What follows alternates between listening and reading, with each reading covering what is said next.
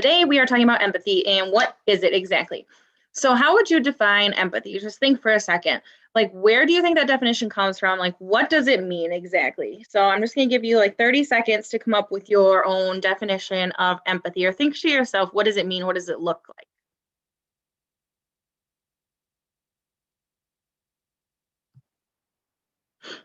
So, Dr. Jamil Zaki, I don't know. He's a researcher at Stanford, though, says that empathy is actually made of three different skills. So, number one is sharing, number two is thinking, and number three is caring. And in the bottom right corner, you can see that he has a book. So, he wrote The War for Kindness. When you think about each of these words as they relate to empathy, I want you to stop and think about how you would define them. So, what is sharing? Not necessarily like sharing your candy or sharing your toys, like as it comes to empathy, what do you think sharing means? Same with thinking and caring. So, maybe not just like thinking, like actually the process of thinking about something, but how does it relate to empathy? How does caring relate to empathy?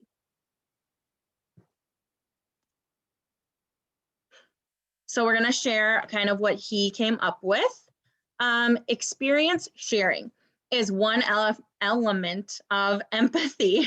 When we see someone else is having a strong emotion, it could be happiness, it could be sadness, anything really, any kind of strong emotion, excitement. It sometimes causes us to feel the same way. So if someone's like super excited, they just won the lottery, or where you're at the casino and they just hit it big, people around them start like cheering and they're super excited too. Same thing with if someone's really like sad or really upset. If something bad happens, a lot of people start feeling upset or sad also. So when it comes to empathy, now we're going to talk about thinking. So thinking is all about perspective taking. It's about trying to understand someone's inner life and picture how an event might affect them based on their reality and their needs, not your reality, but how they're looking at this situation. We can never really know what someone else is experiencing. So accurate perspective taking requires checking your perception with the person. Basically, it's the whole thing that I've been telling you guys about putting yourself in someone else's shoes. Instead of being upset with them, think about how they're viewing the situation.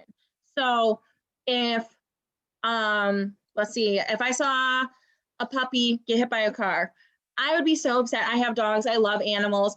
Some other people might not really like dogs or animals, which I don't know what kind of person that is, but they might not be as upset as I was. So if we're in the car together and I see this happen and I'm like sobbing and I need to pull over the car, but I'm with someone that's like, why are you freaking out?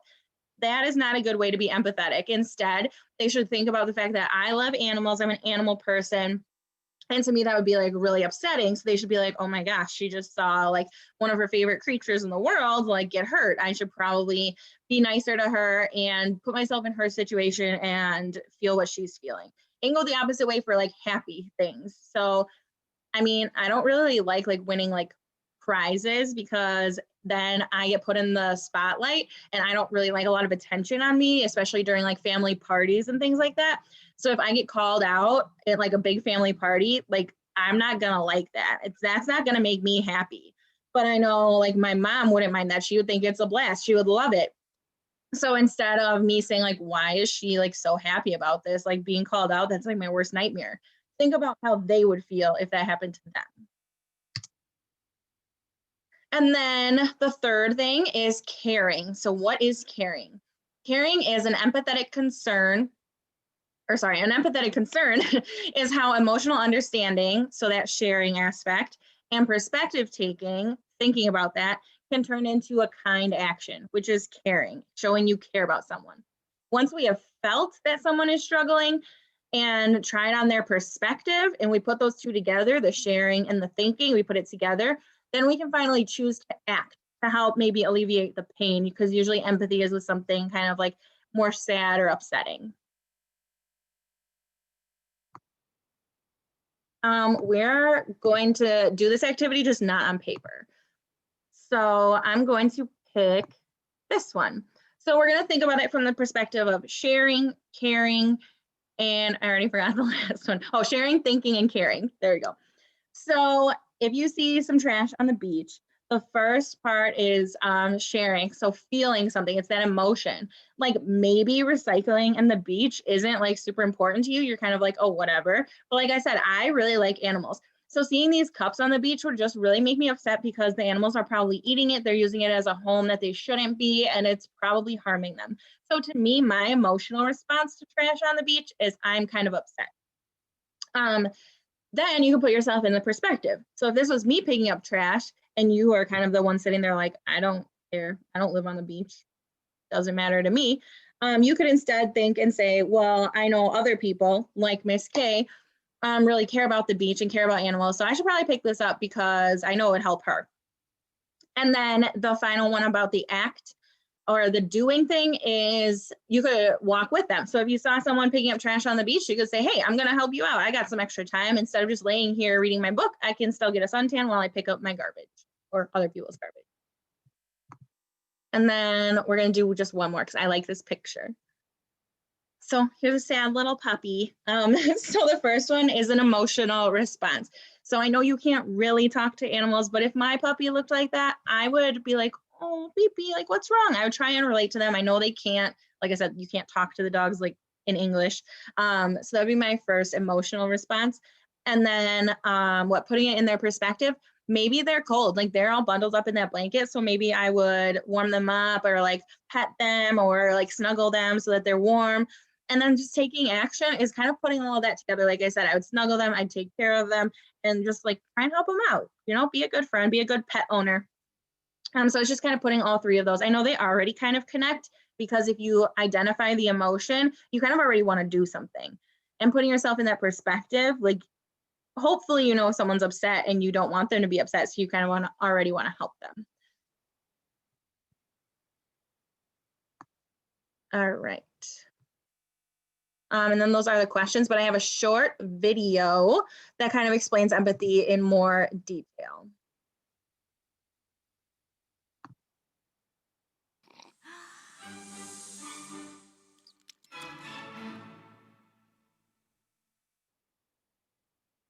So what is empathy, and why is it very different than sympathy? Empathy fuels connection. Sympathy drives disconnection. Empathy, it's very interesting. Teresa Wiseman is a nursing scholar who studied professions, very diverse professions where empathy is relevant, and came up with 4 qualities of empathy. Perspective taking, the ability to take the perspective of another person or recognize their perspective as their truth. Staying out of judgment, not easy when you enjoy it as much as most of us do. Recognizing emotion in other people and then communicating that. Empathy is feeling with people. And to me, I always think of empathy as this kind of sacred space when someone's kind of in a deep hole and they shout out from the bottom and they say, I'm stuck, it's dark, I'm overwhelmed.